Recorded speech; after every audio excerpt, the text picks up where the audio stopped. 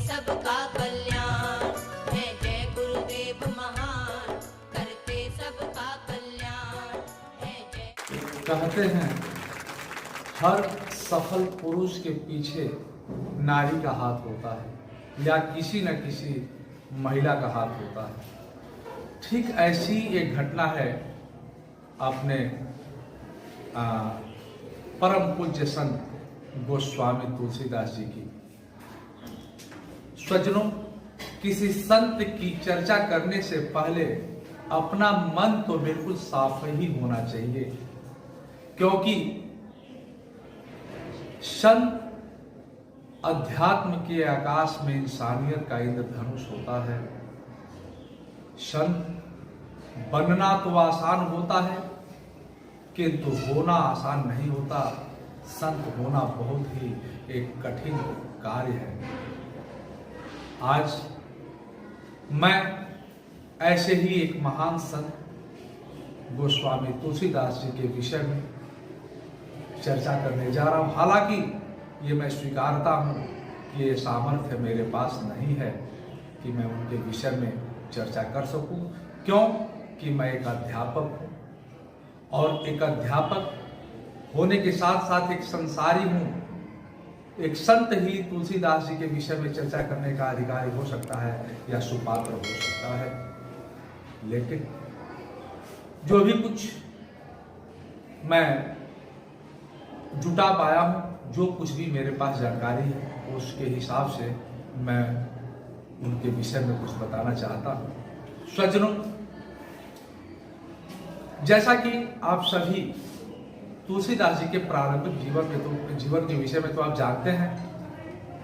शादी होने के उपरांत उनका पत्नी से बेहद अधिक प्रेम था। एक बार उनकी पत्नी मैके गई थी, तो ये नदी पार करना था अपने ससुराल जाने के लिए। तो मुर्दे को नाव समझकर, चूंकि रात में जा रहे थे, मुर्दे को नाव समझकर, और जब ससुराल पहुंचे तो वहां पर जब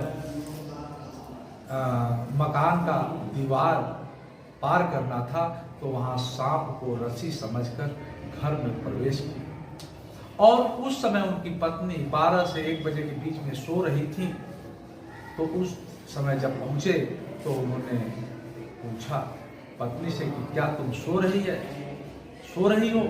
तो उस पर उन्होंने कहा, फिर जो है रत्नावली ने कितना सुंदर सी बात कहा, भरी भवन में प्रिया के सन्मुख खड़े थे खोए खोए, रत्ना बोली मैं तो जागी आप अभी तक सोए, गुण गायक सीताराम जी की।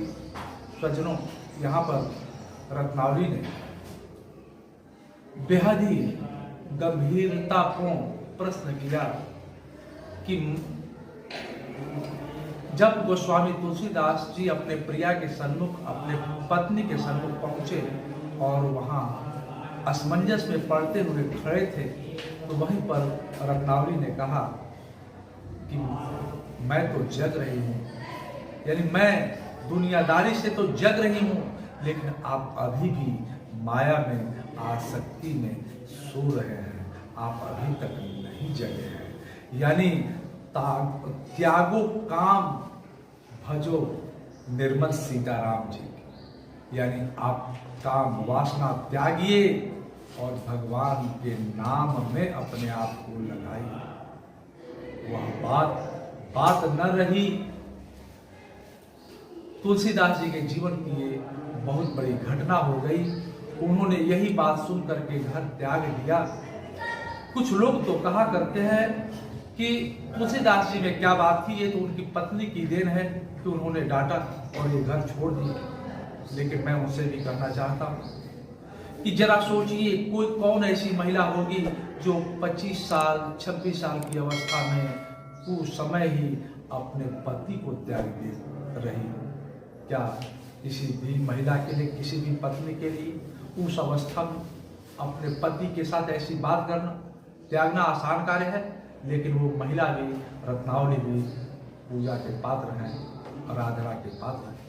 और जहाँ तक बात तुलसीदास जी की है कि लोग जो कहते हैं कि पत्नी की बात सुन करके चले गए, तो ऐसा तो अगर होने लगे तो आज के समाज में प्रतिदिन हर परिवार में पत्नी के द्वारा पति डांट सुनता है, तो ऐसे हर परिवार से लोग तुलसीदास होते चले जाएंगे। हर परिवार में कोई ना कोई तुलसीदास हो जाएगा अगर ऐसा होने लगे तो। लेकिन ऐसी बातें नहीं है, यह एक सोच है जो ऐसी उनको ईश्वर के प्रति आसक्ति आई और उन्होंने घर छोड़ दिया। अब कमंडल में पानी लिए तुलसीदास जी जा रहे थे, और अब मैं यहाँ एक बात और कहूँगा, ऋषि मुनियों का कमंडल इस भूमंडल का सबसे बड़ा अर्थशास्त्र है, क्योंकि कमंडल में पानी डालने वाला छिद्र बड़ा और पानी निकलने वाला छिद्र पतला होता है। तो इसी प्रकार हमारे जीवन में आय और व्यय में भी सामंजस्य होना चाहिए, यानी आय कमंडल का बड़ा छिद्र जिसमें पानी डाला जाता है, और व्यय यानी पैसा खर्च करने का हिसाब जैसे पानी निकलने वाला छिद्र जो पतला होता है, ऐसे खर्च भी कम होना चाहिए। तो यहाँ तुलसीदास जी कमंडल में थोड़ा सा जल लिए जा रहे थे, तब तक एक पेड़ रास्ते में मिला। पेड़ के पास रुके, वहाँ पेड़ पर वह जल गिरा दिए, और चूंकि उस पेड़ पर एक प्रेत रहता, प्रेत जो है प्रकट हो गया, और प्रेत ने कहा कि बोलो वत्स, तुमने मेरी प्यास बुझाई है, अब मैं तेरा प्यास कैसे बुझाऊं। तो तुलसीदास जी ने कहा कि मुझे प्रभु की प्यास है, मुझे भगवान की प्यास है, मुझे भगवान से मिला दीजिए, भगवान का दर्शन करा दीजिए।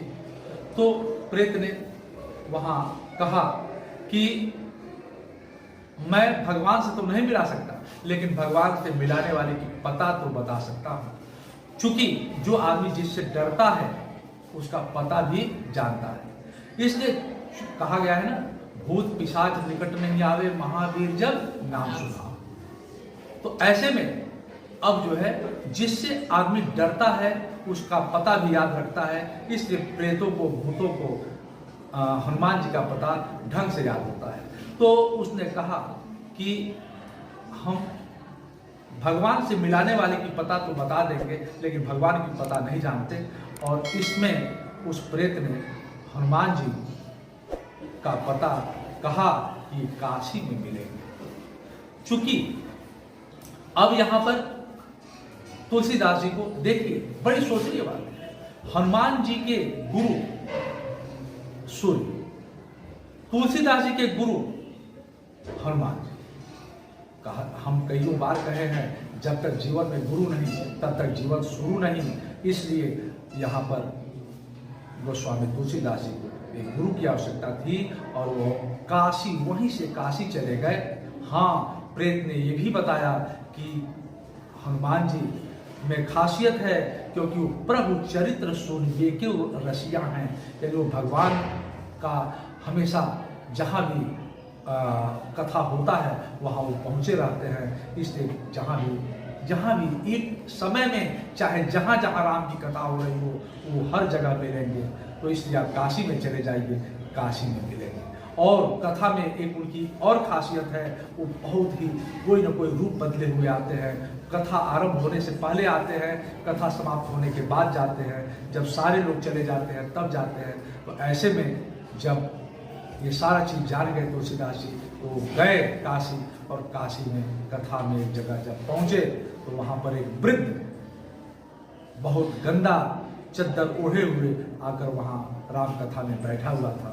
उसी के पास तुलसीदास जी जाकर बैठे, और वहाँ पर उन्होंने देखा, कथा जब आरंभ हुई तब से लेकर कथा समाप्त होने के बाद सारे लोग चले गए, सारे लोगों के जाने के बाद भी वह वृद्ध बैठे रहे। फिर उन्होंने, तुलसीदास जी ने वृद्ध से कहा कि क्यों नहीं आप जा रहे हैं? हमने कहा नहीं। तब उस वृद्ध व्यक्ति ने कहा कि सारे लोगों के जाने के बाद ही तो मैं जाता हूँ। ऐसे में तुलसीदास जी को उन पर शक होने लगा कि हो न हो यही हनुमान जी हैं। लेकिन हनुमान जी भी उनको कहने लगे, यानी वह वृद्ध व्यक्ति भी कहने लगे कि अब तुम जाओ, अब तुम्हें रहने से क्या फायदा, अब तो सब लोग जा चुके। तो कहा नहीं, जब आप जाएंगे तभी मैं भी जाऊंगा। अंत में हनुमान जी अपना रूप प्रकट किए, कंचन वरण विराज सुयेसा, ऐसा वर्णन है इनके रूप का। तो इस रूप में जब प्रकट हुए तो फिर गोस्वामी तुलसीदास जी ने भगवान से मिलन की जिज्ञासा अपनी बताई, उनके चरणों में रोने लगे। तो फिर हनुमान जी ने भगवान से मिलने के रास्ते गोस्वामी तुलसीदास जी को बताए। तो यहाँ पर मेरे कहने का मतलब है कि जीवन में हर किसी के, हर कोई भी हो, उसके जीवन के लिए आवश्यकता है गुरु की, और बिना गुरु के जीवन की शुरुआत नहीं हो सकती। इसलिए चाहे बच्चे हों, चाहे वो बूढ़े हों, हर किसी को आवश्यकता है एक महापुरुष की, जिस महापुरुष के सानिध्य में जाए और अपने आप को विकास कर सके, अपने जिंदगी को संवार सके और अच्छा से अच्छा अपने आप को बना सके। अगर आज मैं ज़्यादा इतना के साथ ही अपनी वाणी को रोकूंगा और आप सबसे विनम्र निवेदन करूंगा कि जो कुछ भी हमारे बातों से आप पा रहे हैं, जो कुछ भी अच्छा लगे उसको कमेंट्स बॉक्स में जाकर आप अपने विचार व्यक्त करने का प्रयास करें। साथ ही अधिक से अधिक लोगों तक हमारी बात पहुंचे, इसमें सहयोग हेतु शेयर भी करें, लाइक्स करें, और बहुत बहुत धन्यवाद। ओम श्री सद्गुरुदेव।